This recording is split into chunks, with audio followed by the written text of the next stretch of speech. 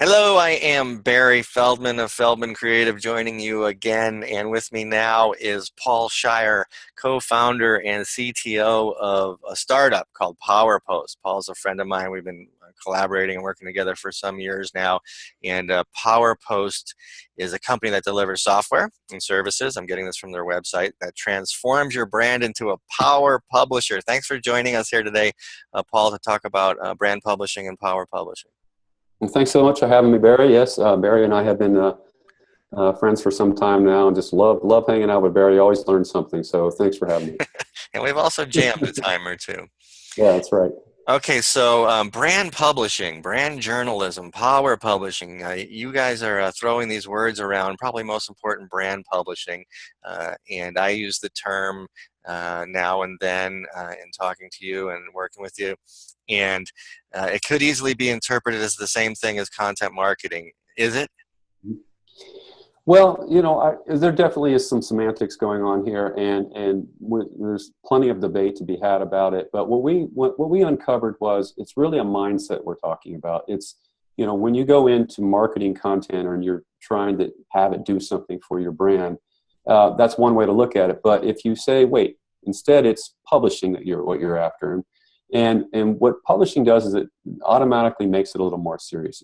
It automatically says, wait, when you're publishing, or if you're becoming a publisher, that is, then you have to actually have the right team. You have to have the right processes. You have to live and die and survive with your content, and it has to be the means to drive your business. And so when you take that mindset, you will see, I think what we're seeing, and especially as we talk to other people about it, is that it really has a transformational effect on the way you view your current content marketing program. Suddenly now you are going, wait, have we written down our mission? And do we have a team that is aligned? Does everyone know about our mission? Are we hiring the right people? Do we have a plan around our content in a very strategic way over the long cycle of our brand? Are we really caretaking the various personas and targets that we have in mind? Do we have the technologies as we insert ourselves to really scale a real publishing program? And at the end of the day, is it high-performing content per the investment dollars that you're putting in there, much like what a publisher would have to face? Inc.com or some other publisher like CNN, et cetera, when they put content out, they can't just put out content that does not drive audience and does not drive some level of conversion they're looking for, doesn't satisfy their advertisers, etc. Well, if you begin to look at the content you're putting out and you're saying, hey, I have to live and die by this content. It literally has to perform on a level that executes where my brand will not, it will not achieve the goals it needs unless it is the type of content that drives the target audiences we're after. So that switch, if you will, or that flip of the mindset to say I'm a publisher versus just a content marketer is what we are saying is a difference maker. All right, interesting. So here's a question. A publisher basically in the traditional form takes care of making a publication, like you said, hopefully with some, right. A conversion might just be more customers or subscribers or advertisers or what have you. But now a publisher has to publish all over the place, right? You got to be where your customers are, and that's probably not only your website, or it's definitely not only your website. So you and I have talked about that before, and I just read an ebook co-written by Jay Baer of Convince and Convert, of course, and Jeff Roars of Yext, and it's titled The Everywhere Brand. And its thesis is that giving your brand visibility requires being everywhere and thinking beyond the web, or at least your website, or even apps. Does that resonate with you? Yeah, absolutely. So as we look at now the landscape of where you need to be as a brand, it is obviously getting bigger and bigger. It's where your audience is, number one. So that's always the litmus test. Where's my audience? You meet them where they're at. You can't expect them to come to you. In this sort of old paradigm of we'll build a website and then we'll just drive people to just that area, it's not a horrible idea. It makes sense that you can have that domain and you can drive people, but then you're caught in this sort of conundrum. I have to now invest in PPC. I now have to invest in SEO efforts, right? That's the only way I can get them there. They're either going to enter through a search engine or they're going to click on an ad or banner ad or some sort to get to my website. Well, that should be at play. You never would say owned media is not important, because it's very important. In fact, we would claim it's the most important thing. We have ways we believe it can help people make that a better program. But at the same time, you have to give in the idea, that the world is your website now, that everywhere is where you need to be. And, to the degree that you have the right budget, to the degree your audience is there, and certainly you have to be well thought about it. But embracing the idea that there's multiple connection points for your audience, and your content needs to be distributed, and it needs to kind of resonate within those environments in different channels for the different types of people that are there. Yeah, I mean, it's largely a matter of timing, right? You got to be there when somebody's looking for an answer or directions or, a product. All right. So I suppose I'm circling back to the beginning of our conversation a little bit as we sort of tried to separate content marketing from the form of brand publishing you're talking about.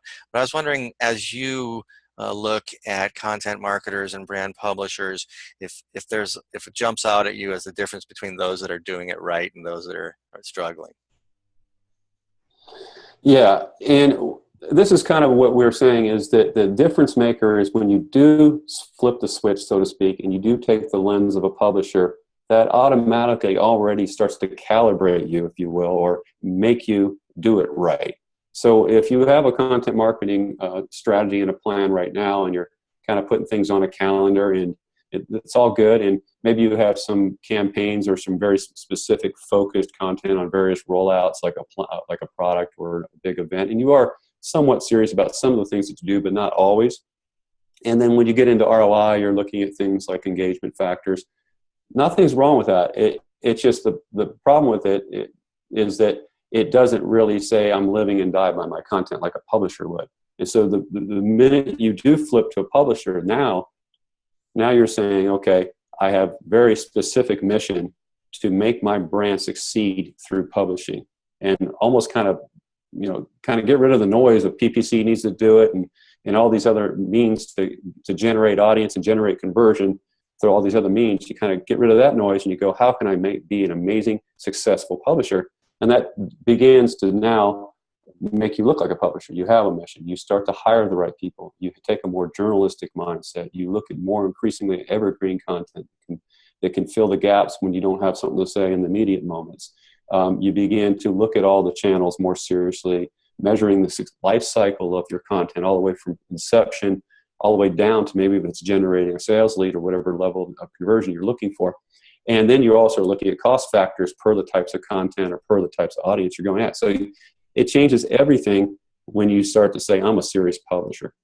All right. So your company exists, I mean, though it has studio services, the news story for why it exists is you're introducing a form of a powerful software that marketers can use to become publishers, integrated with lots of tools. And, I know that you know that intimately since you're the CTO. And ultimately, you've organized those in this publication you made called Master the 5 Pillars of Power Publishing. So let's spend a minute or two on each one, and to help have our audience understand what you have decided are the 5 pillars of power publishing. So to preview those, I'll just list them. Content or content creation this is the first one, and the second one is workflow. The third one is distribution, and the fourth pillar is conversion, and the fifth pillar is analytics. So it's probably things we've heard before, seen before, but perhaps never organized quite as cleanly as that. So let's go through them. It starts with content. What's involved in this first pillar? Yeah, the area of content, or even might even call it content supply to give it even a little more definition. End of the day, you need the right content that's going to resonate with your audience, and you have the limitations of perhaps how much you can produce and how much can be intelligently adapted for the different types of target audiences quickly, easily, and all that stuff. So it opens up a whole can of ideas and ways in which you can do that. So we know that you can produce your own content, whether it's images and infographics and videos, and there's a whole sort of cycle of operations that goes with that, and there's cost factors, etc. But then, of course, you can curate content in intelligent ways. But ultimately, you have to begin to look at what your overall objective is there. And so as you start to become more serious about that, you realize that you might need to outsource it. You might need to get the real professionals that really know how to actually spin the content the way you need it. You might need to look more into evergreen content, or pillarized content, if you will, stuff that can be, you create great pieces of epic content, as Joe Polisi would say, and then you break it down into component parts and distribute over a long period of time. So many options when it comes to content supply, and it's one of probably the biggest pains that brands face, is how can we really get a systematic, really strategic way of supplying content for our ongoing needs of target audiences and distribution channels, etc. All right, flip the page. Pillar number All 2 right. is workflow. Talk to me about workflow. It seems like some people simplify it down to email and G drives or whatever, and some people buy software. Yeah, so workflow, there is no one way, and it's interesting because as we were developing software and/or we're working with clients, because we have an agency component of our business as well, you will find 100 different ways in which people work, and that's exactly the way the world works, right? We all have our different sort of idiosyncrasies. Things that we like. Maybe we like email better. Maybe we like Slack. Maybe we like Google Calendar.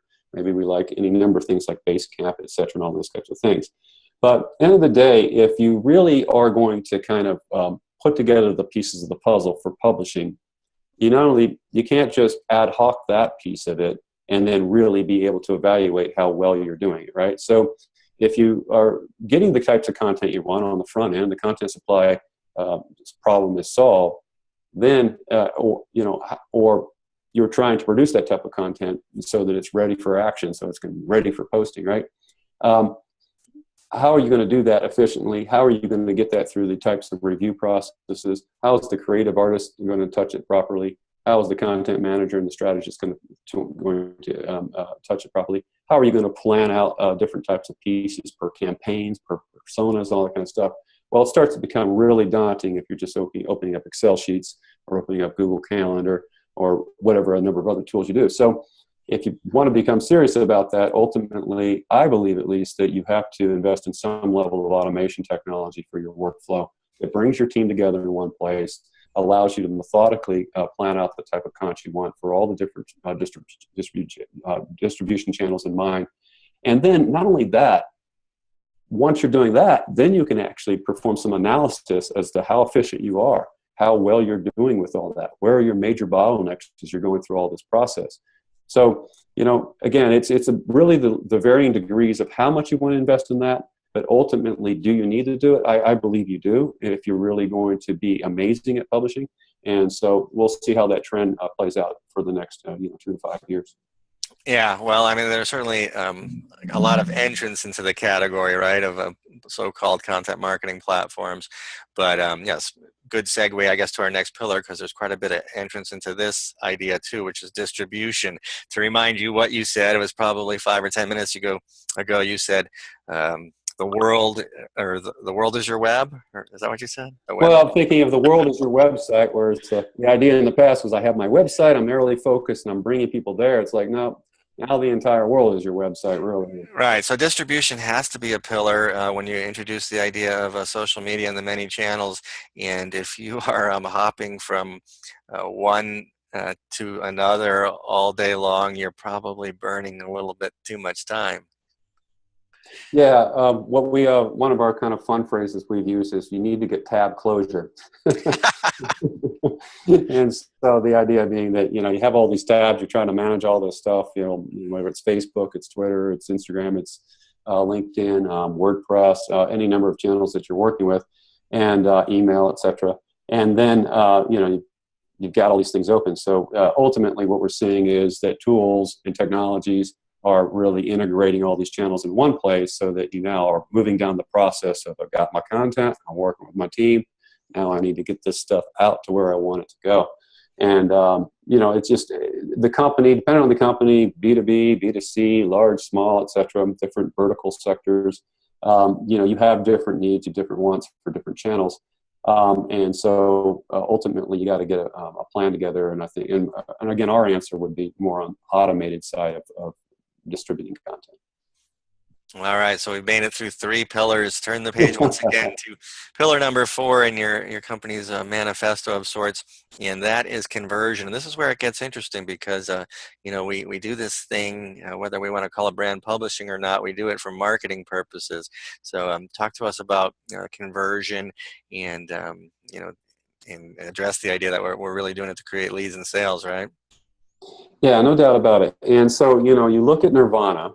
And Nirvana would be like, we produced a piece of content, it went through some level of distribution, and it drove all the way back, and someone actually signed up for our service or our product, right, and they paid us money. I mean, that's the most amazing conversion that you can get.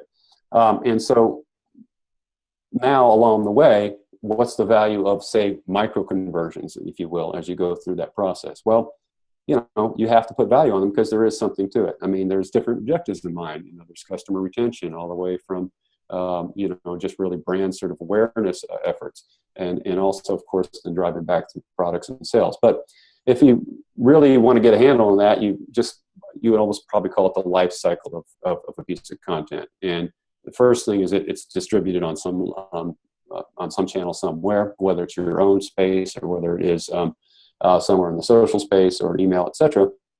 And then you're looking at micro conversions along the way. Are they engaging it? Are they clicking on it? Are they commenting on it? Are they sharing, etc. And all those things. And then ultimately, is it driving somewhere back to some owned area or some conversion area for your product and sale?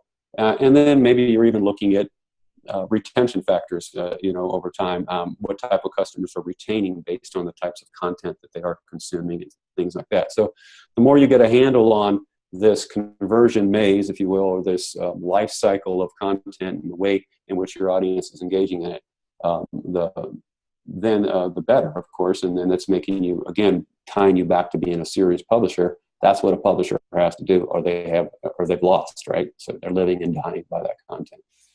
All right, cool. I thought it was interesting that you called a lot of those things that we would refer to as metrics as micro conversions, right? So Yeah. conversions come in different forms depending on your objectives and the channels with which you're applying them. And so we can't have that conversation without the 5th pillar. We have to analyze this stuff, and that always seems to come out up last. But it's kind of a circle, isn't it? It doesn't end with analytics. A lot of what you do sort of begins with analytics. Yeah, it's all intertwined. I keep talking about that life cycle of a piece of content or a post that you might be making. You need all the data points along the way for analytics to work. And so one of the things that we're investing heavily is on the front end of a piece of content. And that is saying you're wrapping intelligence, if you will, or analytics around it on the front end. Like, clearly define your tags, clearly define your persona, your campaign. Begin to look at how well a content might perform vis-a-vis other content that's already performing in the market with your competitors or influencers within your verticals.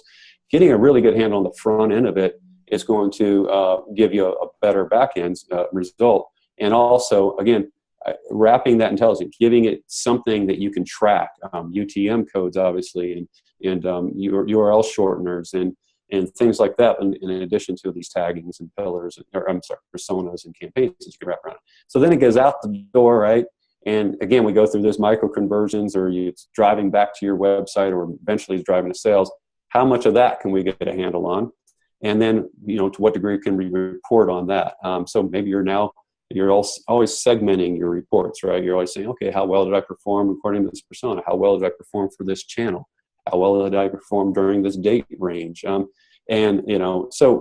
the key is to get enough intelligence injected into that cycle, that life cycle of the post, and so that you can really actually produce the types of reports or the segmentation of data that really helps you do better and, again, perform incredibly well as a publisher. Good stuff. 5 pillars: content, workflow, distribution, conversion, and analytics. And those are things that need mastering to become effective publishers, as we're talking about here today. This guy I've been rapping with the last 20 minutes, name is Paul and he is the CTO and co-founder of PowerPost. Thanks for sharing all those insights. I think we got ourselves a great piece of content here. Oh, great, Barry. Thanks so much again for having me. Always a pleasure. All right, thank you, Paul. All right, take care.